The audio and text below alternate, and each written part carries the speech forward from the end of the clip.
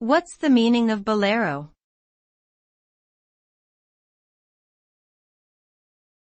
Bolero.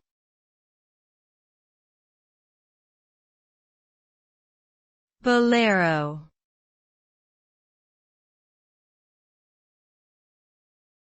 Bolero.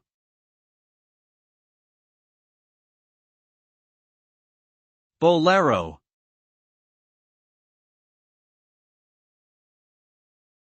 Bolero refers to a type of Spanish dance and music that originated in the late 18th century.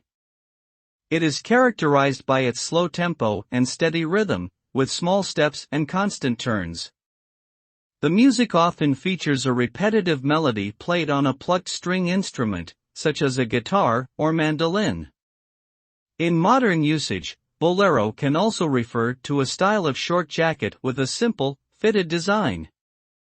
Overall, bolero is a term that encompasses a cultural tradition of music and dance from Spain, as well as a fashion item from the Western world.